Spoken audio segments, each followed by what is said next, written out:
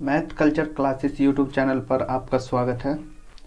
आज हम इस वीडियो में कक्षा 10 का चैप्टर 1 की एक्सरसाइज 1.1 को करेंगे। इसमें हम क्वेश्चन नंबर 3 से स्टार्ट करेंगे, क्योंकि हम क्वेश्चन नंबर 1 और 2 को पिछली वीडियो में कर चुके हैं, जिसकी लिंक आपको डिस्क्रिप्शन में मिल जाएगी।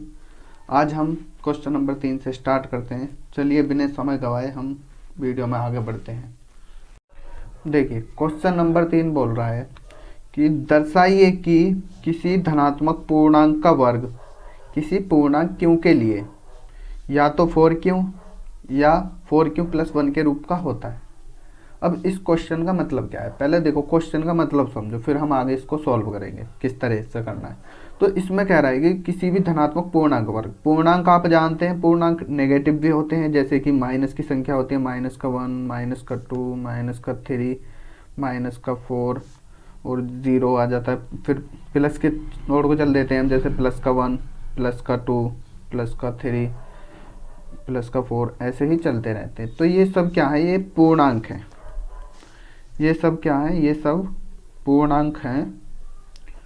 लेकिन ये जो है इन्हें बोलते हैं हम ऋणात्मक पूर्णांक, जो माइनस वाले हैं, और ये है हमारे धनात्मक पूर्णांक, प्लस वाली जो हमारी संख्या है। तो यानी इस क्वेश्चन में जो बोला है, यही बोला है कि धनात्मक पूर्णांक का वर्ग किसी पूर्णांक क्यू के लिए 4q या 4q प्लस 1 के रूप का होता है। यानी हम इसका जो वर्ग करेंगे, तो इन जो धनात्मक पूर्णांक का हम वर्ग करेंगे तो 4q के रूप में आएगा या फिर 4q प्लस 1 के रूप का आएगा। अब जहाँ इसने दिया है क्यों क्या है, एक पूर्णांक है। तो अब देखिए हम इसको सॉल्व करते हैं। इसका जो हम सॉल्यूशन करेंगे, देखो सॉल्यूशन, तो सॉल्यूशन में हमें सबसे पहले क्या करना है, हमें मानना है। माना, कुछ भी मान लो आप, कोई भी अचर संख्या मान सकते हैं, सॉरी चर, जैसे कि x, y, z कुछ भी मान लो। मैं मान लेता हूँ x। माना x एक धनात्मक पूर्णांक है, ठीक है। अब देखो आगे करना है इसमें क्या, अब हम इसको जो सॉल्व करेंगे, चैप्टर जो चल रहा है हमारा 1.1, सॉरी चैप्टर तो हमारा 1 है और एक्सरसाइज 1.1 है। इसमें जो मेनली प्रयोग हो रहा है वो हो रहा है यूक्लिड विभाजन एल्गोरिथम। यूक्लिड विभाजन एल्गोरिथम, ये क्या है, ये मैं तुम्हें पिछली वीडियो में बता ही चुका। इसका जो रूप होता है a बराबर BQ प्लस R। तो हम इसी के द्वारा करेंगे, इसका जो हल करेंगे। तो लिख देंगे हम यहाँ पर यूक्लिड विभाजन एल्गोरिथम द्वारा, यूक्लिड विभाजन एल्गोरिथम द्वारा। तो यूक्लिड विभाजन एल्गोरिथम होती क्या है, अभी बताया मैंने, a बराबर BQ प्लस R। a कोई भी पूर्णांक है और उसको हम इस रूप में तोड़ सकते हैं, BQ प्लस R के रूप में। और यहाँ पर जो R होएगा वो 0 से बड़ा और किससे छोटा, ये किसके रूप में था, 4 से। 4q या 4q प्लस 1 के रूप का है ना, ये ना रहा BQ प्लस R के रूप का होगा नहीं। तो b का मान क्या है, 4, तो ये किससे छोटा होएगा, 4 से। तो चलिए वीडियो में आगे बढ़ते हैं। तो देखो, माना हमने ये x बराबर हमारा क्या दिया था, 4q, ठीक है। अब ये हमको लाना है वर्ग के रूप में। तो क्या करना है, हमें दोनों तरफ का वर्ग करने पर, दोनों तरफ का वर्ग करने पर, ठीक। जब हम दोनों तरफ का वर्ग कर देंगे तो इधर x का वर्ग हो गया और इधर 4q का पूरे का वर्ग हो गया। अब जब हम इसको सॉल्व करेंगे तो x स्क्वायर बराबर, देखो हम 4q इनका जब हम वर्ग करेंगे तो 4 का इसका तो हम ऐसे लिख लेंगे और हम लिख लेंगे q स्क्वायर, ठीक है। अब हमें अगले स्टेप में क्या करना है, हमें x स्क्वायर बराबर 4q, इस पूरे की जगह पर आप कुछ मान लो, कुछ भी, जैसे कि हमने मान लिया m, तो ये आ गया। देखो अब ये हमारा क्या था, x जो हमने माना था, कोई भी एक धनात्मक पूर्णांक माना था, और यहाँ पर उसका हमने वर्ग कर दिया जो कि इसने बोला था। इसने क्या बोला था क्वेश्चन में कि ये 4q या 4q+1 के रूप का होना चाहिए। तो हमने तो अभी 4q वाला करा है ये। अब जो ये हमने 4q वाला करा है तो वो हमारा किसके रूप में आ गया, ये देखो यहाँ पर 4m के रूप में आ गया, यानी 4q के ही कम, अगर इनकी हम तुलना करें तो 4q के रूप का ही बन रहा है। तो जो हमने x माना कोई भी धनात्मक वर्ग वो किसके रूप में आ गया, आएगा ना 4q के रूप में ही, जहाँ पर m क्या है, जहाँ पर m कोई भी एक धनात्मक पूर्णांक है, m एक धनात्मक पूर्णांक है। ठीक है, इसी प्रकार हमें ये दूसरा वाला करना है 4q+1 के रूप का। तो अब हम क्या करेंगे, अगला जो हमारा पार्ट है इसका, अब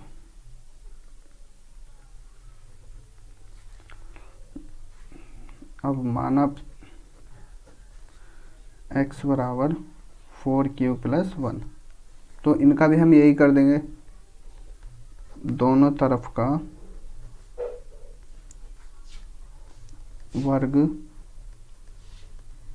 करने पर, जब हम दोनों तरफ का वर्ग कर देंगे, इधर तो x का वर्ग हो गया और इधर 4q+1 का वर्ग।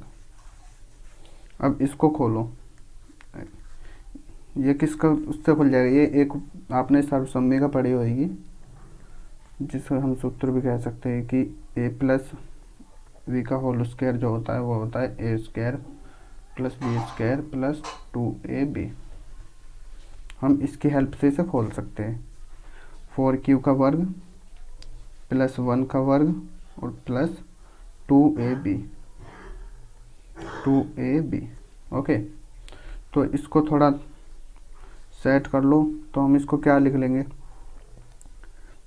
16q² हो जाएगा, और इसको पहले लिख लो आप 8q प्लस इसको 1 को बाद में लिख लो 1। अब देखो इसमें हमें करना क्या, x² बराबर, अब यहाँ से आप क्या कॉमन ले सकते हैं, देखो 4 कॉमन ले लो और q कॉमन ले लो। अब 4 हम क्यों कॉमन ले रहे हैं, क्योंकि हमें किसके रूप में लिखना है, हमें लिखना है 4q+1 के रूप का, जहाँ q क्या था, कोई धनात्मक पूर्णांक। ऐसे ही हमें कोई भी एक धनात्मक पूर्णांक ला देना 4 के साथ में। तो यहाँ पे अब आप 4q कॉमन ले लो, तो हमने ले लिया 4q कॉमन, तो यहाँ कितना बचा, 4q भी मत लो आप, के ओनली 4 ले लो, इन दो में से 4 कॉमन ले लिया हमने, तो हमारे यहाँ पर बचा कितना 4q² और यहाँ पर बचा हमारा 2 और बच गया q और +1 हमारा ऐसा का ऐसे ही है। अब आपको इसके प्लेस पर कुछ भी आप रख दो यहाँ पर, जैसे कि हम यहाँ पर मान लेंगे m ही मान लेंगे, वहाँ पर पहले हमने माना था इसे m1 मान लीजिए और इसको m2 और प्लस में आ गया 1। अब देखो आ गया ना उसके रूप का ही, 4q+1 के रूप का ही। अब यहाँ पर m क्या हो जाएगा,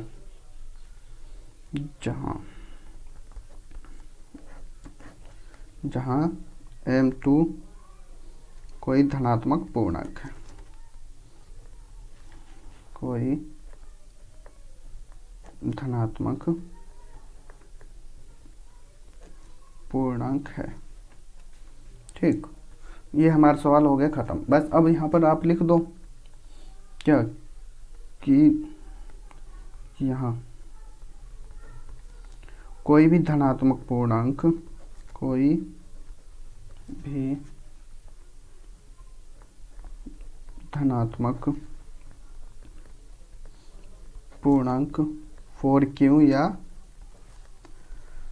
4q+1 के रूप का होगा, 1 के रूप का होगा। यह होगा हमारा प्रूव्ड क्वेश्चन। अब एक बार फिर से समझ लो, यदि नहीं आया तो समझ में। देखो क्वेश्चन में बोला है दर्शाइए कि किसी धनात्मक पूर्णांक का वर्ग किसी पूर्णांक q के लिए 4q या 4q+1 के रूप का होता है। q का मतलब है यहाँ पे कोई भी हम संख्या मान के चल सकते हैं। अब संख्या तो बहुत सारी है, किस किस को मानेंगे, तो इसलिए हमने क्या करा, क्वेश्चन में हमने x मान लिया। तो हमने माना x कोई धनात्मक पूर्णांक है, और ये हमें जो सिद्ध करना है, क्वेश्चन जो हमें दर्शाना है, वो हमें यूक्लिड विभाजन एल्गोरिथम द्वारा ही दर्शा सकते हैं हम इसको।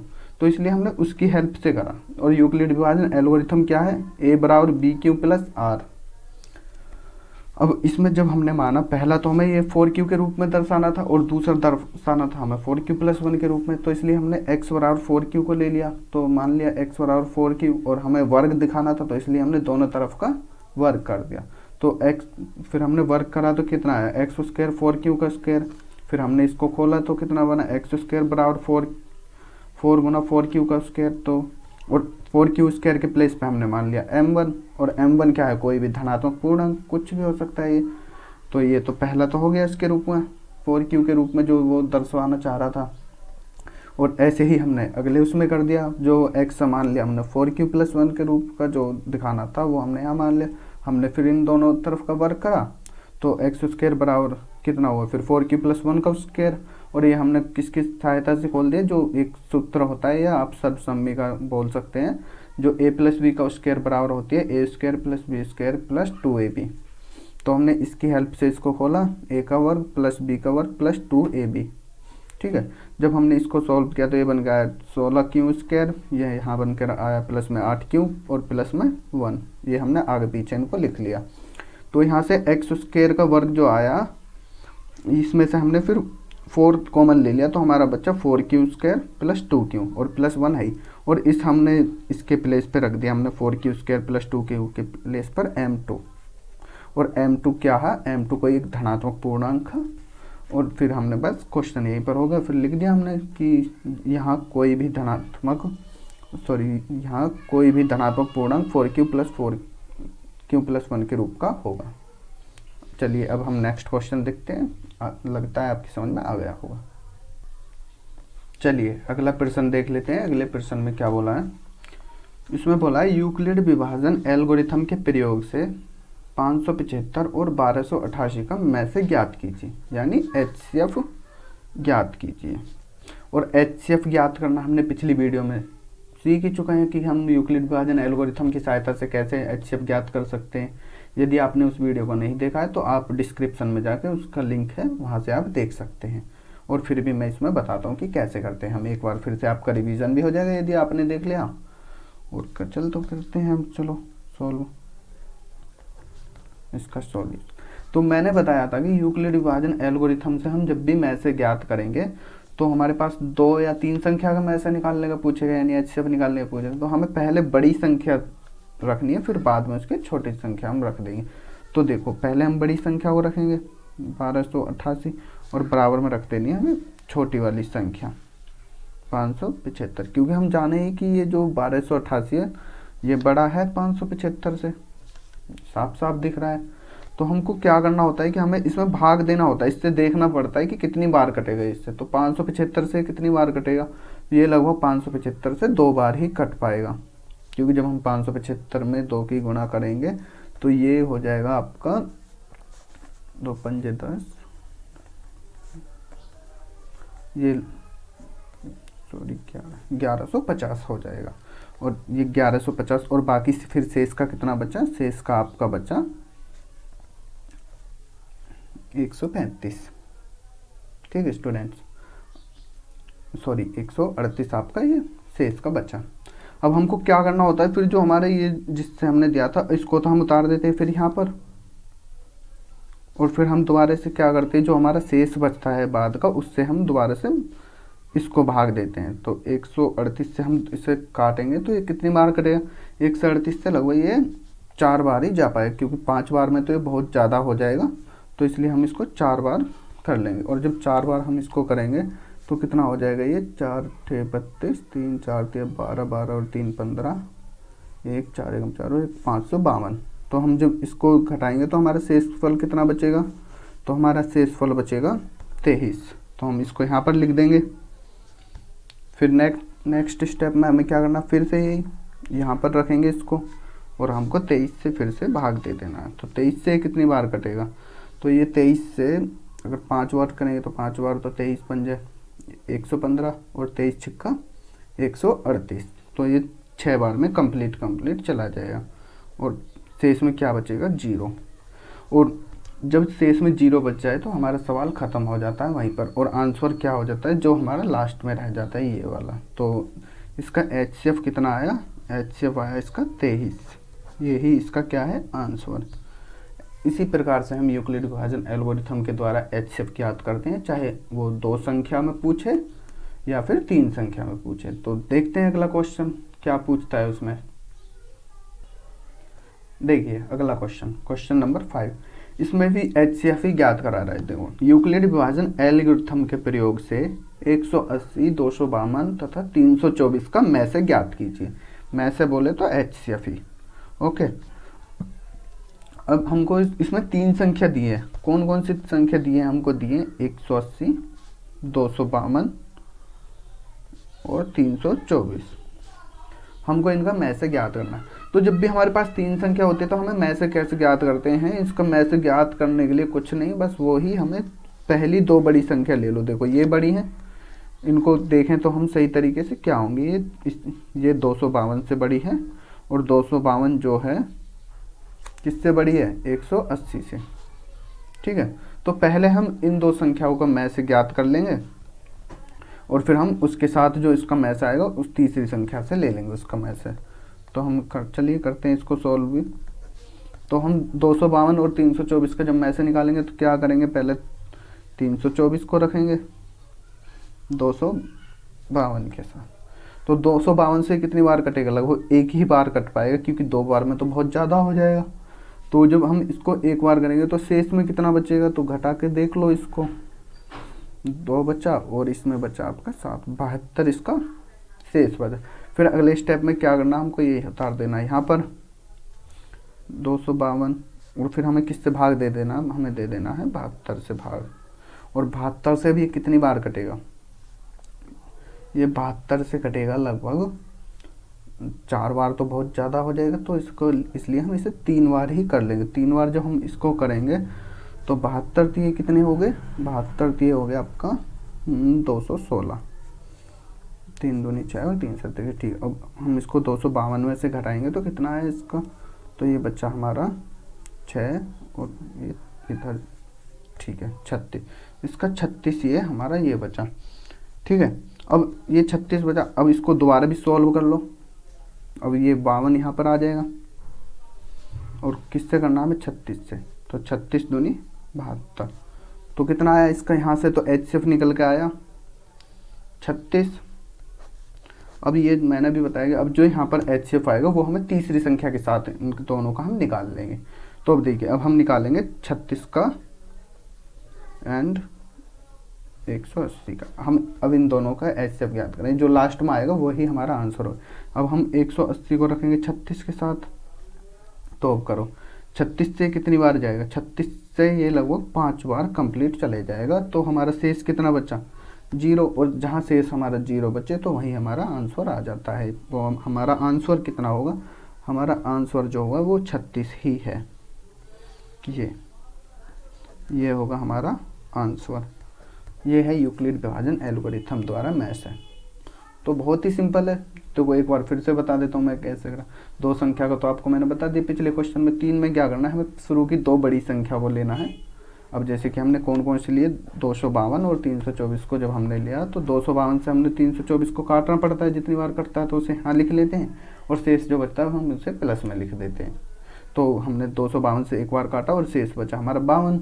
फिर हमने क्या करा, 252 को यहाँ लिखा और फिर हमारा जो शेष है 72, उससे हमने इसको काटने की कोशिश की। तो इसको हमने काटा तो 3 बार कटा 252 और शेष में बच गया 36। और फिर हमने 36 से क्या करा, फिर इसको 72 को यहाँ लिख के 36 से काटा तो 2 बार में कंप्लीट करके शेष बच गया 0। और जहाँ शेष बचता है तो वो हमारा आंसर हो जाता है, यानी HCF आएगा। लेकिन ये 3 संख्या का HCF ज्ञात करना आता तो जो हमारा HCF निकल के आया वो हमें तीसरी संख्या के साथ ले लेना होता है। फिर उन दोनों का हम निकालते हैं कि अब क्या HCF आना। तो हमने जब 36 और 180 का HCF निकाला तो हमारा कितना आंसर आया, उनके द्वारा हमारा आया 36। तो यही हमारा आंसर है। अब चलते देखते हैं नेक्स्ट क्वेश्चन को, उसमें क्या होता है। देखिए नेक्स्ट क्वेश्चन, क्वेश्चन नंबर 6, इसमें बोला है कि क्या प्रत्येक धनात्मक पूर्णांक को 4q + 2 के रूप में लिखा जा सकता है, जहां q एक पूर्णांक है। अपने उत्तर को सत्यापित कीजिए। इसमें बोल रहा है कि जो हमारे कोई भी अगर हम धनात्मक पूर्णांक लें, धनात्मक पूर्णांक जैसे कि मैंने अभी आपको बताया था 1 2 प्लस के ही, ये जैसे इधर तो नेगेटिव होते हैं माइनस के, ये होते हैं ऋणात्मक पूर्णांक, और धनात्मक कौन से पूर्णांक होते हैं, ये वाले जो प्लस प्लस वाले होते हैं। तो ये बोल रहा है कि अगर हम उनमें से किसी भी पूर्णांक को उठाएं तो उनमें से क्या वो 4q+2 के रूप का ही लिखा जाएगा, तो इसको बोला है। और क्यों तो ये दे दिया कोई भी पूर्णांक, और इसने बोला है कि अपने उत्तर को सत्यापित कीजिए, यानी अपने उत्तर को सिद्ध करके दिखा दो कि मतलब क्या है आपकी राय जो है मतलब इस बारे में। तो हम देखते हैं, देखो इसका हम एक प्रैक्टिकली देखेंगे। ये हमको दिया, मान लो x क्या है, कोई एक पूर्णांक है, x कोई माना x एक धनात्मक पूर्णांक है, x एक धनात्मक पूर्णांक है, ठीक है। तो x बराबर हमारा दिया है 4q+2। अब हम यहाँ पर q तो हमारे ये धनात्मक पूर्णांक दिए, तो इनमें से उठा कर देखेंगे हम। तो हम पहले q बराबर 1 रख के देखते हैं। तो हमने जब q बराबर 1 रखा तो क्या आया, तो 4 गुणा 1+2 यानी 4 एकम 4 और 2 6। अब हम q को 2 रख के देखें तो 4 गुणे 2 + 2, 4 दूनी 8 और 2, 4 दूनी 8 और 2 10। अगर हम q बराबर 3 रखें तो हमारा आता है 4 गुणे 3 + 2, 4 3 12 और 2 14। यहाँ पर आपको देखने को मिल रहा है कि ये सभी धनात्मक पूर्णांक तो हैं, लेकिन ये साथ में क्या चल रहा है, सम धनात्मक पूर्णांक चल रहा है, सम संख्या चल रही है। और जबकि धनात्मक पूर्णांक क्या होते हैं, विषम भी होते हैं, यानी हमें विषम तो देखने को नहीं मिल रहे, हम इन्हें धनात्मक पूर्णांक को रखते जाएंगे और हमें सम धनात्मक पूर्णांक मिलते जाएंगे। जहाँ पर हम सम भी यूज कर रहे हैं और विषम भी यूज कर रहे हैं, फिर भी उसके बावजूद हमें जो रिजल्ट मिल रहा है वो देखने को मिल रहा है सम का, विषम का तो नहीं मिल रहा। तो इसलिए प्रत्येक को तो नहीं लिखा जा सकता, तो यहाँ पर हमें केवल देखने को मिल रहा है सम, विषम तो नहीं मिल रहा, तो इसलिए प्रत्येक को तो नहीं लिखा जा सकता। तो यहाँ से हमें आंसर में उत्तर इसका क्या मिला कि प्रत्येक धनात्मक पूर्णांक 4q+1 के रूप का नहीं हो सकता। प्रत्येक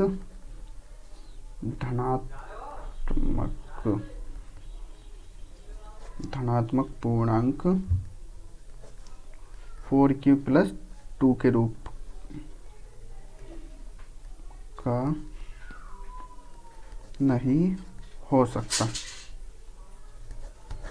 ओके, अब ये कह रहा है कि अपने उत्तर को सत्यापित कीजिए। देखिए उत्तर को तो हमने पहले ही सत्यापित कर दिया, तो ये दोनों ही होगी, क्योंकि सत्यापित तो हमने प्रैक्टिकली देख लिया ना करके, तो यही तो सत्यापित करना है और बाद में लिख देना है कि प्रत्येक धनात्मक पूर्णांक 4q+2 के रूप का नहीं हो सकता। मैं आशा करता हूँ आपकी समझ में आ गया होगा। अब हम देखते हैं नेक्स्ट क्वेश्चन को, जिसमें बोला है दिखाइए कि प्रत्येक धनात्मक विषम पूर्णांक को 6q+1 या 6q+3 या 6q+5 के रूप में लिखा जा सकता है। तो देखिए अभी क्या करा था हमने, पिछले में ऐसे ही तो प्रूफ करा था, उसमें बोला था हमने क्या 4q+2 को, और उसने बोला कि प्रत्येक धनात्मक के रूप में, यानी सम के रूप में भी, और सम के रूप में भी बोला था, और बोला था विषम के रूप में। प्रत्येक तो सम भी होएगा और विषम भी होएगा, लेकिन इसमें केवल बोला है विषम, धनात्मक विषम पूर्णांक को, और किसके रूप में दिया है 6q+1 के रूप में, 6q+3 के रूप में, 6q+5 के रूप में। देखो कुछ भी हो यहाँ पर, जिसके भी शेष में, मतलब जो शेष तो यही है पीछे वाला, जिसमें भी शेष में भी अगर विषम पूर्णांक जोड़वा रहा है तो वो हमेशा विषम पूर्णांक ही आएगा। जैसे कि इसके इनके कुछ भी मल्टीपल हो, कुछ भी ये गुणा जो हो, इनके गुणा होने के बाद अगर हमने विषम को जोड़ा है ना तो विषम ही आएगा अगर हमने पूर्णांक को जोड़ा है। जैसे कि हम जोड़ें, अब इसमें 4 में गुणा कर लो किसी की भी और आप जोड़ दो विषम को, तो हमेशा जो पूर्णांक आएगा वो निकल कर वो विषम ही आएगा। ऐसे ही अगर हम 6 में कुछ भी गुणा कर लो, मान लो 10 की कर ली और हमने जोड़ दिया विषम को, 1 को जोड़ दो तो भी ये कितना आएगा 61 आएगा ना, 61, तो ये भी विषम ही रहेगा। अगर हमने विषम को जोड़ा तो विषम आएगा, अगर हमने सम को जोड़ा तो हमारा आना है फिर सम। तो इसने यही बोला है, विषम को ही जुड़वाया और विषम पूर्णांक ही पूछा है, जो कि क्वेश्चन में आप पढ़ लो आप आराम से। और चलो अब हम करते हैं सोल्व। इसको हमें दिखाना है यानी सिद्ध करना है। बोल रहा है कि कोई भी धनात्मक पूर्णांक जो है 6q+1 या 6q+3 या 6q+5 के रूप का होना चाहिए। तो इसमें क्या करेंगे, हम मान लेंगे पहले x को, माना x एक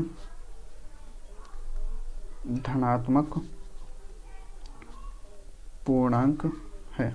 अब हम इसको जो सिद्ध करेंगे यूक्लिड विभाजन एल्गोरिथम से करेंगे। तो यूक्लिड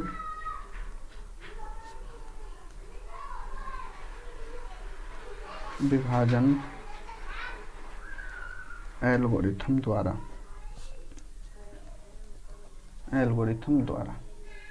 क्या होती है यूक्लिड विभाजन एल्गोरिथम? वो जो होती है a बराबर बी क्यू प्लस आर इसके रूप की होती है। तो इसकी ही उससे हमारी क्या बनेगी, ये x बराबर 6q प्लस 1 या फिर 6q प्लस 3 या फिर 6q प्लस 5, ये बनेगी इससे। तो और यहाँ पर r क्या होता है, r होता है हमारे 0 के बराबर या उससे बड़ा, या फिर जो हमारे यहाँ पर b का मान क्या होता है उससे छोटा, यानी 6 से छोटा। तो इसलिए अगर हम r का मान देंगे तो हमारे पास क्या के मान मिलेगा, 0 से बड़ा यानी 1 2 3 4 5 क्यों, और 6 से छोटा। ठीक है, तो देखो अब हम यहाँ पर कुछ भी अगर आप लो, जैसे कि अब यहाँ पर इनमें से हम मान उठाते हैं कुछ भी धनात्मक पूर्णांक, जैसे q बराबर अगर हम रखते हैं 1, ठीक है, तो हमारा क्या निकल कर आता है, पहले हम इसके लिए सॉल्व करते हैं। तो x बराबर 6 गुणा 1 प्लस 1, तो कितना आया, 7 आया। क्या है ये, विषम धनात्मक पूर्णांक की है। अगर हम q बराबर 2 ले में तो कितना हो जाएगा हमारा, 6 गुणा 2 प्लस 1, तो कितना है, 6 दूनी 12 और 1 13, ये भी क्या है, धनात्मक विषम पूर्णांक की है। अगर हम q बराबर 3 ले में तो तब क्या आता है हमारा, तो x बराबर तब आता है 6 गुणे 3 प्लस 1, 6 3 18 1 19, ये भी हमारा धनात्मक विषम पूर्णांक है। अगर q बराबर हम 4 को यूज करें तो क्या आता है हमारा, 6 गुणे 4 प्लस 1 25, तो ये भी हमारा धनात्मक विषम पूर्णांक है। इसी प्रकार हम 5 को लेंगे तो भी हमारा यही आना है, 6 गुणा x बराबर 6 गुणा 5 प्लस 1, 6 पंजे 30 और 1 31, ये भी हमारा धनात्मक विषम पूर्णांक है। तो इसका मतलब जो हमारा धनात्मक विषम पूर्णांक है वो 6q प्लस 1 के रूप का लिखा जा सकता है। तो कुछ भी मान रख लो, यानी आना ही वो धनात्मक विषम पूर्णांक है। तो इसलिए हमारा जो x बराबर हो जाए वो 6k प्लस 1, क्योंकि q के प्लेस पर हमने मान लिया k है, और k हमारा क्या है, यहाँ कोई भी धनात्मक विषम पूर्णांक, कोई भी धनात्मक विषम पूर्णांक है। ठीक है, तो इसके रूप में लिखा जा सकता है। अब हमको क्या करना है, 6q प्लस 3 के रूप का अब हमें सिद्ध करना है। तो इसको भी सेम टू सेम ऐसे ही करना है। तो x बराबर हम इसको ले लेंगे कितना, 6q प्लस 3।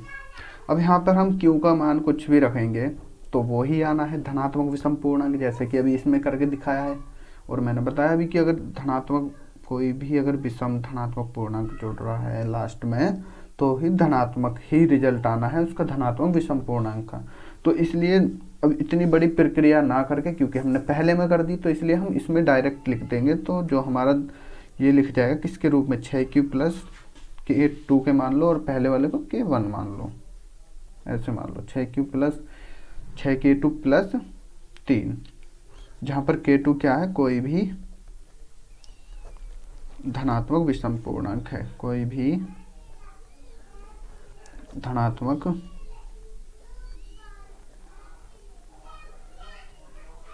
विषम पूर्णांक है। इसी प्रकार हमारा क्या हो जाएगा, ये तो दूसरा होगा। इसी प्रकार हमारा तीसरा हो जाएगा कौन सा वाला, ये 6q k3 प्लस 5 के रूप का। तो और जहाँ पर k3 क्या हो जाएगा, कोई भी धनात्मक विषम पूर्णांक है, विषम पूर्णांक है। तो अब हम लास्ट में लिख सकते हैं, अतः कोई भी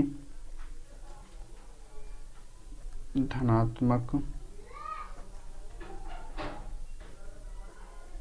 विषम पूर्णांक विषम पूर्णांक 6q+1 के रूप का या 6q+3 या फिर 6q+5 के रूप में लिखा जा सकता है, के रूप में लिखा जा सकता है। ओके स्टूडेंट्स, आप वीडियो पॉज कर इनके स्क्रीनशॉट ले लेना या फिर साथ के साथ ही नोट करते चलना। तो आज के लिए हम इतना ही रहने देते हैं, फिर आगे के क्वेश्चन जो हैं 8, 9, 10 और जितने भी बच रहे हैं उन्हें हम अगली वीडियो में करते हैं। तब वीडियो देखने के लिए धन्यवाद। मिलते हैं नेक्स्ट वीडियो में।